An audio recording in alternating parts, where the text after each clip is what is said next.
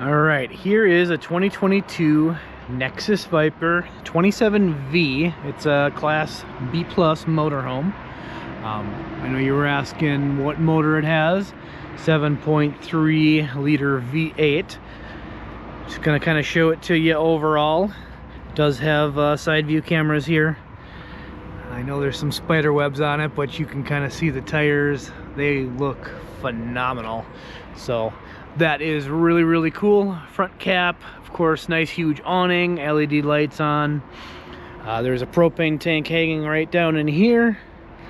And then just kind of zip through for the exterior storage standpoint. Again, tires look amazing. Kind of curious if they're new. And again, nice big exterior storage. Hopefully the lighting in the camera works, because it's real hard to see. There is what appears to be a little bit of damage back here. It is a fiberglass bumper cap there and a fiberglass rear cap, so shouldn't really cause too many issues. It does have a backup camera on it, a tow hitch, of course, if you want to tow a car, trailer, 7-way plug down there, so if you wanted to add a brake controller, you can. Awnings do have slide out toppers on them.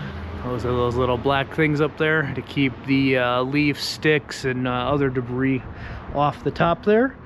That way when you're bringing your slides in, nothing's getting hooked up.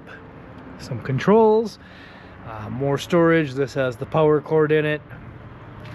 Just more storage there. Looks like we've got some air pressures. And again, tires look phenomenal. And then this is kind of your dump tank area. You got your pulls down there, and then you can kind of see where it dumps down. And the all-important generator. It is a gas unit, so it pulls fuel from the gas tank.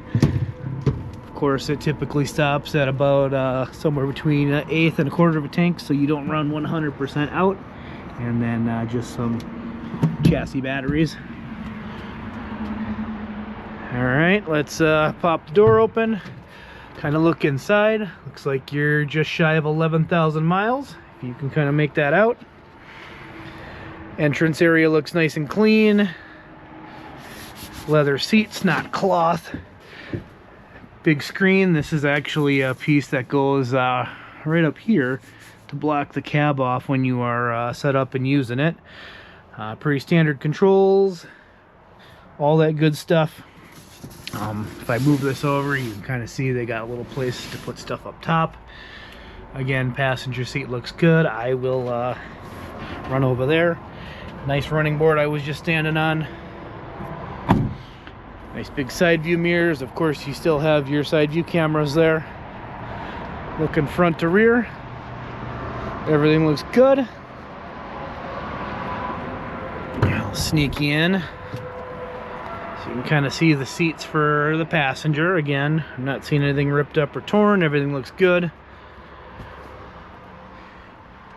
So from that standpoint, I think we are a-okay.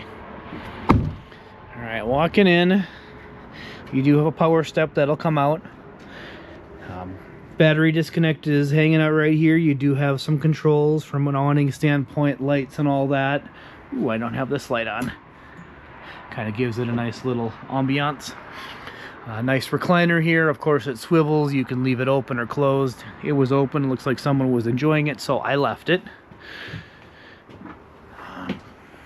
So if we go kind of look into the cab from the motorhome portion, you can literally just walk through here and come right in. There's no roof piece here, so your head won't hit. It won't prevent you from moving from front to rear. You are all good. As we talked about before, solar is on the roof. We're charging right now 13.2 volts from a battery standpoint.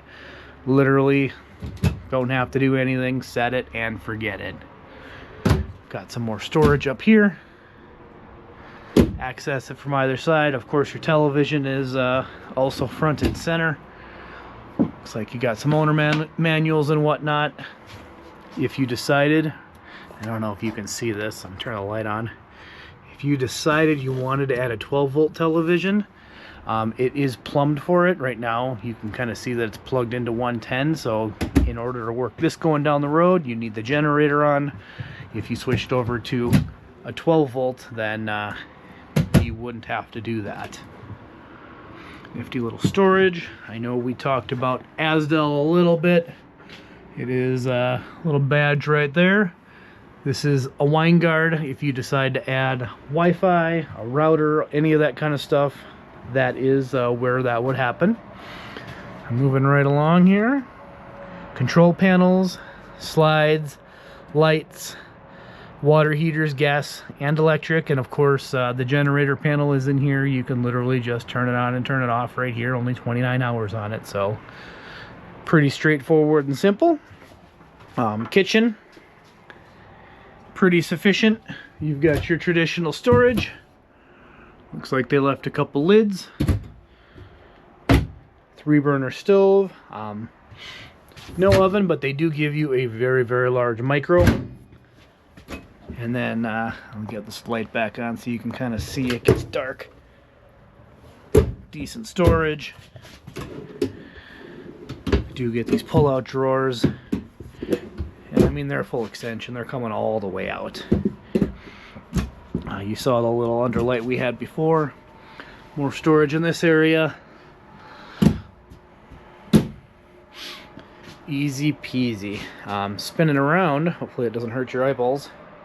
You do have a booth dinette with a dream dinette. So right down here, this little lever, you literally spin it and then you can push the whole table down and this locks it back up.